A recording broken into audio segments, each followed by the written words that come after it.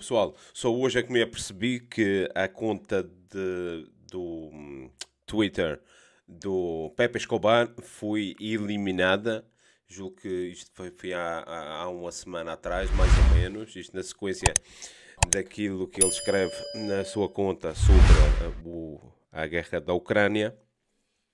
Há um ano atrás, curiosamente, amanhã faz exatamente um ano, eu fiz um vídeo sobre o banimento, quando ele foi banido do Facebook. Vejam aqui em cima, vou ver se encontro, pôr aqui o vídeo, aqui em cima, faz um ano, porque eu também falo também do tema da Ucrânia e daquilo que já se via vir, e agora um ano depois, infelizmente, tinha razão em muitas das coisas que estão ali ditas, mas é incrível, é como que o espaço cada vez vai se tornando mais pequeno para a dissidência, para quem tenha o atrevimento de ter um pensamento próprio e falar destes temas abertamente, como é o caso do Pepe Escobar, que é uma referência para nós que nos debruçamos sobre estes temas da geopolítica, ainda por cima com uma clara abordagem em relação à estrutura atual e às mudanças que se estão operando. Ele é uma referência, ele é considerado um pouco um enfant terrible pelo sistema. E apesar dele ser daquela geração, que é uma geração, eu não quero fazer disto um problema geracional, de que os baby boomers, e aqui já falei sobre esta geração que, grosso modo, tem culpas no cartório daquilo que representa hoje em dia o poder que tomou conta dos Estados Unidos e da Europa. Vou ver se me explico. Aqui há muitas nuances, obviamente, e não se pode julgar todos pela maioria dos casos daquilo que representa esta geração dos baby boomers, mas também é preciso ter muita atenção a esta geração dos millennials, que também é outra geração que está mal acostumada, por assim dizer. E os baby boomers, já aqui referi porque é que eu acho que eles estavam mal acostumados e porque é que eles construíram as bases, os cimentos do mundo atual.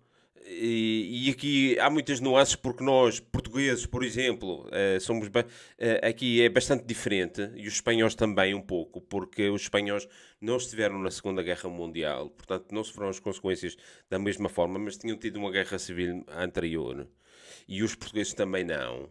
E os baby boomers portugueses, aqueles que já nascidos depois da Segunda Guerra Mundial, muitos deles estiveram em África e nas guerras do ultramar, também foram uma geração sofrida. Portanto, honra seja feita a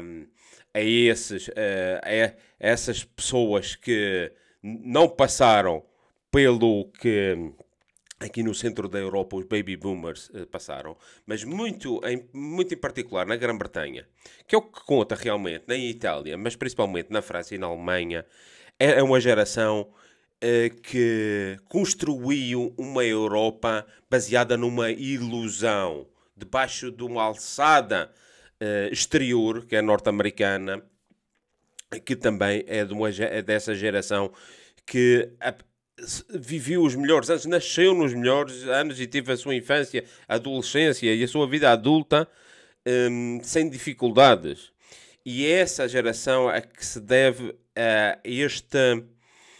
esta cultura de cancelamento que está sendo cada vez mais evidente nas nossas sociedades. Porque, apesar de ser liberal no económico, ideologicamente são trotskistas. É o esquerdismo. É o esquerdismo cultural, que eu nego-me a chamar de marxismo cultural, porque não é. É um esquerdismo da cultura de que se tu não pensas da mesma forma que eu, tu não podes fazer parte da sociedade. E vamos-te banir. E isto estamos vendo agora muito claramente na sociedade digital, porque esta cultura de banir, de cancelar, perseguir, de ostracizar, não é nova, mas usa novas ferramentas. E então é muito evidente, é muito óbvio que com as ferramentas atuais, digitais, da comunicação instantânea, ainda por cima global, isto fica muito mais notório. Portanto, esta junção do poder político, poder económico, que tem um dos pontos que é um dos tentáculos, por assim dizer, que é da indústria militar, industrial militar, o complexo industrial militar que o Pepe Escobar tanto fala, juntou-se não só à parte económica das bancas, dos bancos centrais, principalmente a Reserva Federal e o Banco Central Europeu, mas também as farmacêuticas, todo aquele sistema que nós já falámos aqui, e agora veio-se acrescentar esta coisa das Big Tech, que são mais uma parte fundamental do controle da narrativa, do pensamento. Porque este, até à altura, era feito pelos grandes meios de comunicação, os grandes conglomerados das revistas, dos meios de comunicação. Aqui na Alemanha, por exemplo, há dois grandes. Em Portugal também há um ou dois que são os que têm 90% da narrativa. Em Espanha também são dois ou três. E é assim, e ainda por cima fazem parte de uma hierarquia global. Porque têm como investidores grandes fundos. E tinham também o cinema, e noutro plano também na indústria da música, mas mais ou menos são as mesmas empresas que estão por trás. Agora, até mesmo as ferramentas que permitem aos próprios usuários criar conteúdos estão controladas. E nós vemos, evidentemente, com esta crise agora da Ucrânia, que a Europa, o Ocidente, os Estados Unidos estão tão empenhados em querer ganhar aquela guerra a todo o custo, estão banindo, e aqui a União Europeia proibiu a RT russa do território europeu, a mesma coisa com o Sputnik.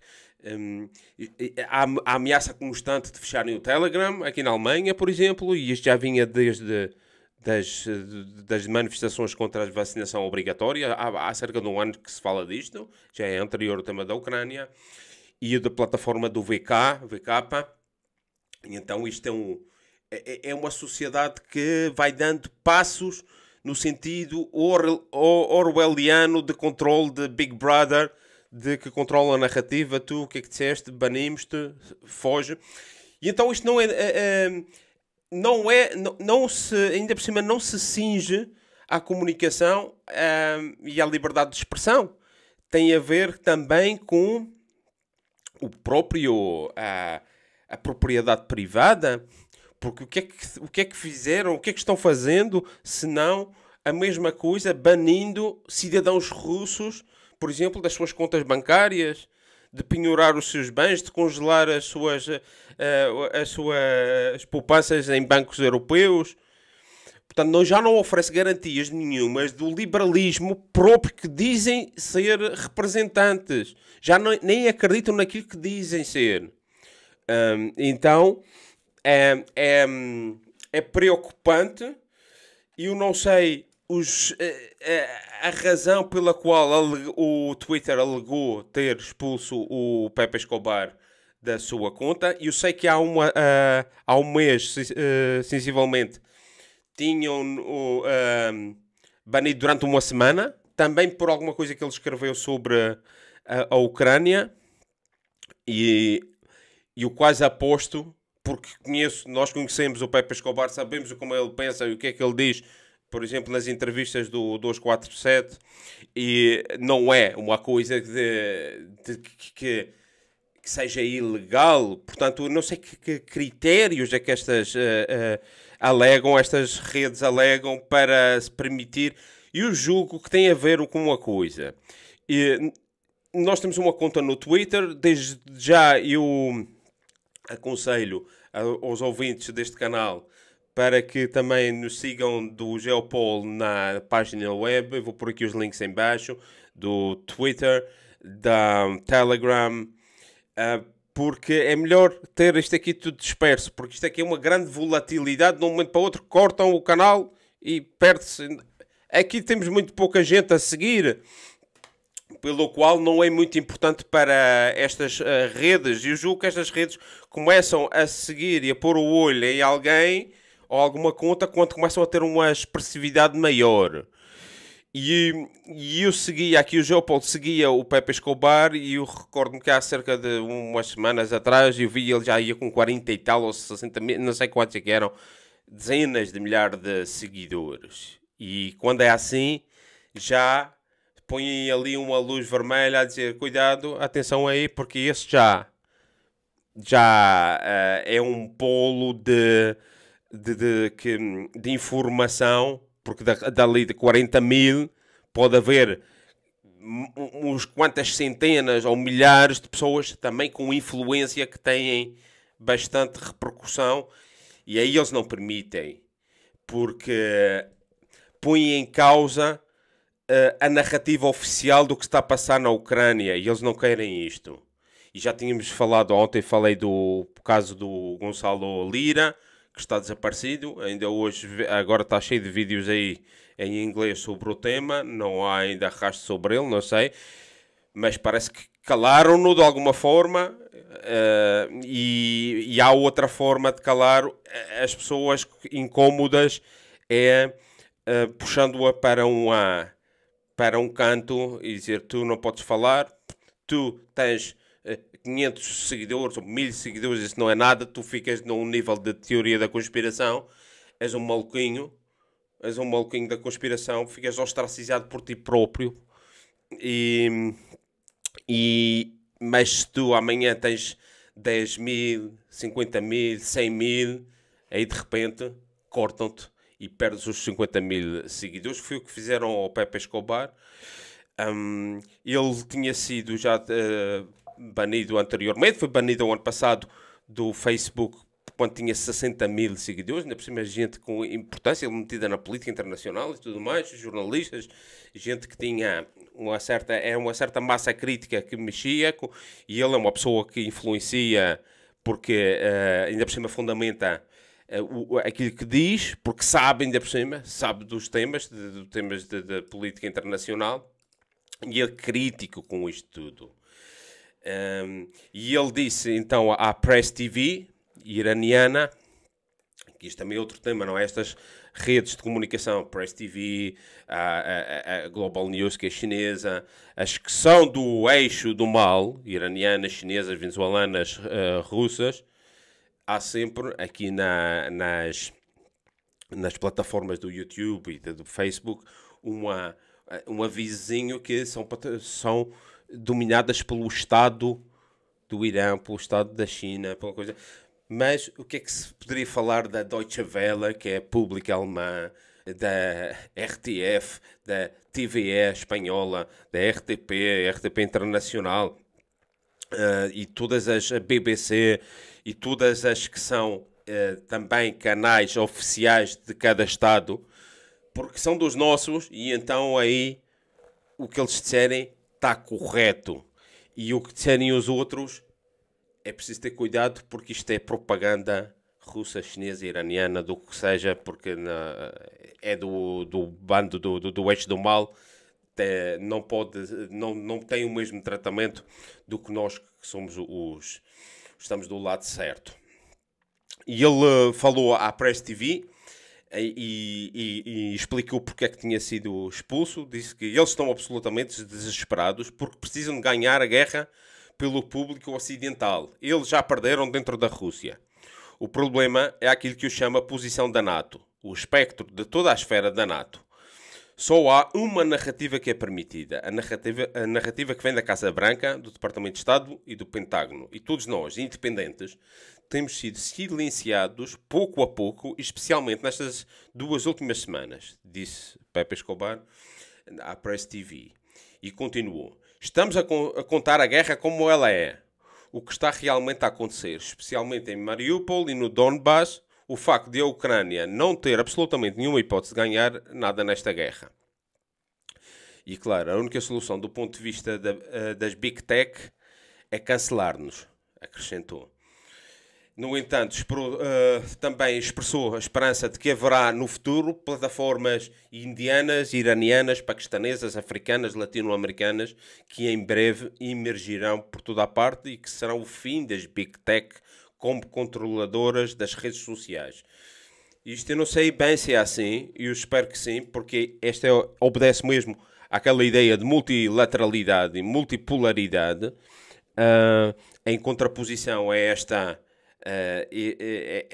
informação e este controle unipolar, centralizado, de onde emana a verdade, as ordens, uma ditadura mundial. Claro que seria de toda a conveniência que houvesse esta proliferação. Eu não sei se isto se dará a curto prazo, porque ele dizia aqui que em breve emergirão por toda a parte. Então, isto não é novo, porque já este ano, logo no início, em janeiro, ou isso, ou mesmo em dezembro do ano passado, quando o Joe Biden, porque isto vem tudo dos Estados Unidos, estas plataformas são dos Estados Unidos, portanto, não há que ser ingênuos e pensar de que o governo, o Deep State e tudo mais não tem interesse e conexão direta com informação, a rede aqui de informação digital que lhes permita controlar a sensibilidade da opinião pública, porque isto entra na casa da população mundial quase toda, diariamente, não é? São ferramentas de propaganda extremamente eficazes. E então o YouTube, já há uns meses atrás, tinha eliminado, se vocês já repararam, eliminou a coisa do like e o dislike. Agora não tem sentido nenhum, só mostra os likes. Então, o interessante era ver qual era a relação de likes e dislikes. Mas porquê que isto se passou? Porque a Casa Branca, quando o Joe Biden fazia vídeos para o YouTube oficiais, cada 2 ou 3 dias postavam e tinha milhares e milhares de visitas, porque claro, aquilo é oficial da Casa Branca. O problema é que ele tinha 1000 likes, 500 likes, e os dislikes eram na casa dos 10.000, 15.000, 20.000 dislikes. Era uma desproporção que víamos ali, a extrema impopularidade que ele tinha, pelo menos na rede do YouTube, que é um espelho mais ou menos significativo do que a sociedade. Pelo menos de uma sociedade de gente que domina as redes de comunicação, que são pessoas que, pelo geral, até têm um nível cultural mais alto do que a maioria. Portanto, foi a partir desse momento que o YouTube cortou a relação dos likes e dislikes, porque, invariavelmente, o Joe Biden tinha uma desproporção de dislikes enorme, brutal, que o deixava no ridículo. Portanto, isto tem sido... paulatinamente tem fechado o cerco às narrativas que não estão dentro dos parâmetros.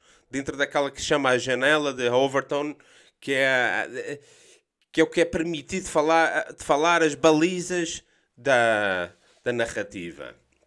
E o YouTube acabou mesmo até por... já dentro deste tema, depois da guerra, desta operação na Ucrânia, acabar por eliminar, por exemplo, aqui um comentador, que é um tipo que sabe também destes temas, que é o Chris Hedges. Ele tinha 6 anos de arquivo dos seus comentários na RT.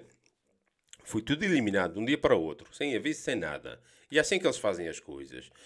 E a mesma coisa agora passou-se também com o Chris, com o Scott Ritter, que já aqui falei, que é este fuzileiro naval que esteve na guerra do Iraque e que era um oficial de inteligência norte-americano, que é muito crítico da narrativa que se está criando e também do desenvolvimento geopolítico nestas últimas guerras da Síria e agora da Ucrânia. E ele tinha o Twitter dele também cresceu exponencialmente, porque as pessoas interessavam-se por aquilo que ele dizia. E foi no momento que ele falou de que ele suspeitava que aquele caso de Bucha tinha sido uma operação de falsa bandeira, que foi aí, foi eliminado de um momento para o outro, de um dia para o outro. Mas isto vinha na sequência dele ter crescido o número de seguidores, que eu nem entendi. Esteve a ouvir aqui uma entrevista dele. Eu sei que ele tinha tido 45 mil seguidores, só que depois estava a ganhar 5 mil a 6 mil seguidores por dia, e o jogo que ele já andava na casa dos 100 mil seguidores, se bem entendi. E foi aí que eles disseram, não, este já está, isto não é bom, há muita gente já a ouvi-lo, ele não... Ele põe em questão aqui a versão oficial que sai em todos os meios de comunicação, vamos cortar-lhe, e tiraram-lhe também o canal do Twitter, do Scott Ritter. Isto tem sido feito um pouco já com outros jornalistas que estão no terreno, mais ou menos, cancelam-lhes, dão-lhes uns strikes, que é uns avisos, até quando se passam da fasquia, eliminam-lhes as contas. E hoje veio tudo aqui também, a propósito que hoje os ingleses, a corte britânica da Justiça, autorizou a extradição do Julian Assange para os Estados Unidos. Ou seja, aqui é tudo no mesmo sentido de que aqui há uma versão, e tudo que não esteja dentro desta versão ou bem é ridicularizado ou desdenhado sem repercussão maior, ou então, se é realmente efetivo, elimina-se, como fizeram ao Pepe Escobar, ao Scott Ritter e a outros.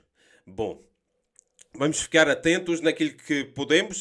Agora, há aqui uma conta nova do Pepe Escobar em português, que é interessante, porque os conteúdos dele no Facebook e no Twitter eram em inglês. Ele agora tem aqui uma conta, vamos lá ver, isto é uma conta ainda pequena, mas pelo menos há esta informação sobre aquilo que ele escreve em português.